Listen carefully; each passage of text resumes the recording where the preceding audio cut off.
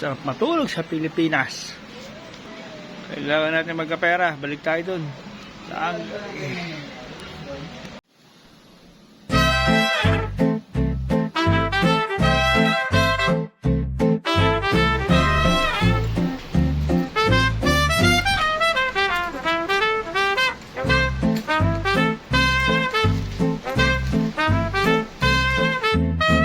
Hello guys, narating ko lang sa China, Shenzhen, China. At connecting flight papunta sa Beijing, 3 hours flight. So kailangan ko maghintay hanggang alas 8 ng gabi. Ang galing-galing talaga. Amazing. Pero doon tuloy parang bridge na tuloy pa yun. Laki niya.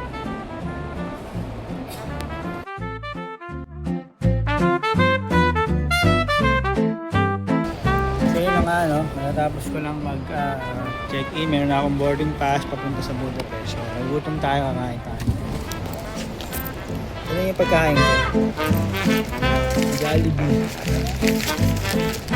Kakain natin yun. Jollibee.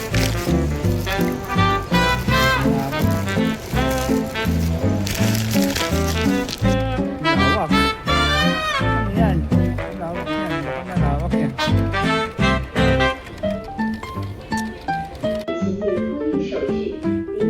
Pahinga. Siyempre dito tayo.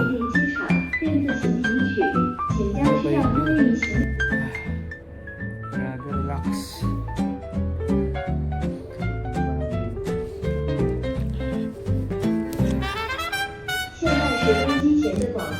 Ganito yung advantage pagka nagta-travel ka eh. Malilibot mo yung mga airport. Ay, ako, sarap.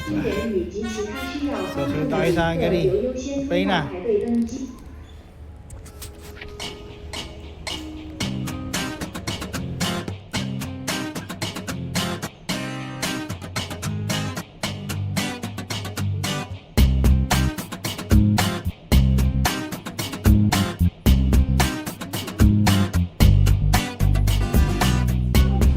Punta na ako ng Beijing guys. Beijing, China.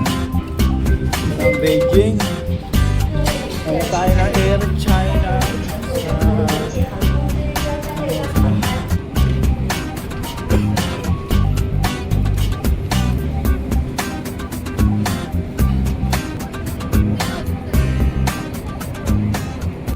Hello, magandang araw sa inyo lahat. Ahoy, pasakay na.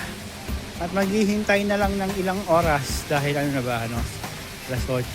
So maghihintay pa ako ng mga 6 hours para dumating ang flight namin papunta sa Budapest. So ito summary. So nagbakasyon ako ng 5 weeks. July 27 hanggang August 30. So ngayon pabalik na ako ng Budapest sa Hungary. So ngayon para makatipid kayo, siyempre kukunin yung mga flight is China Airlines. Yan yung Air China, Western China, Southern China, Shenzhen China. Alright, so yun na nga. So tara sa E14 yung gate papuntang Budapest. So malayo-layo ng konti yung lalakarin ko. Ayun. So yun. Yun yung recap ko. So, maganda ang eroplano dito sa China. Napakaganda. May nasa Beijing ako sa Air China. So, tara. Malapit na ako. Makarating uli ng Hungary. Galing bakasyon. Alright. Iyabiyabadu. So, sakay na kami kapunta ng Budapest. 8 hours flight. So, guys, everything. Yung seat number ko 49A sa window seat ako. 49A.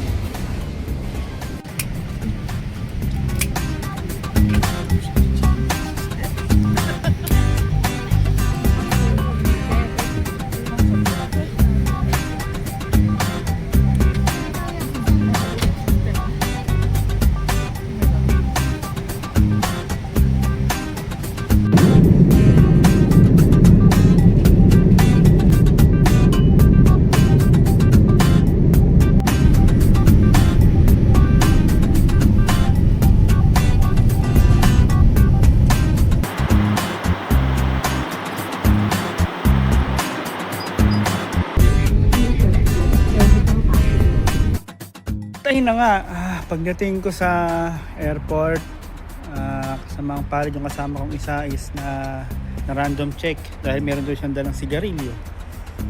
And then ngayon sumakay ako ng pagkalabas ko ng airport, sumakay ako ng bus na 200E. Tapos pagbaba ko dito sa Cobania, Cobania Kispest.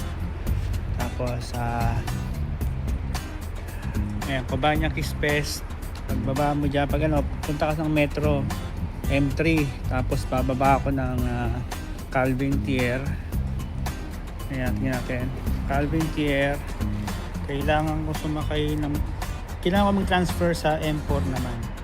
Kasi ito M3. Ayan, punta ako ng Calvin Tier para sa M4.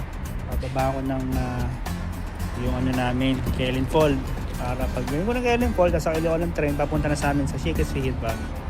So ayan, medyo malayo-layo. Alright. So wish nyo lahat. Igat. At ayun na nga. Wala ako Shakes Fihilbag. Shakes Fihilbag to eh. Nakaya ko ng train. Shakes Fihilbag. Papunta na ako sa accommodation namin. Ayun, pagsakay ko ng M3, bumaba ako ng Calvin Ter. Tapos nag-transfer ako sa M4. Sakay ulit ako ng train papuntang Kellen Fold. Pagdating ko ng Kellen Fold, yun yung last stop ng M4. Tapos nagbayad ako sa cashier, sabi ko Shakes Fihilbag. Yan, ang binayad ko 1,300 foreign. Kaya nandito na ako. Shakes Fihilbag yan eh. Alright, so yan. Malapit na ako makauwi sa bahay namin. Tayo na nga. First day of work, galing sa bakasyon sa Pilipinas. So, Denso na naman tayo. Balik-balik sa Denso, Hungary. Trabaho, alipin na sa lapi. Let's go!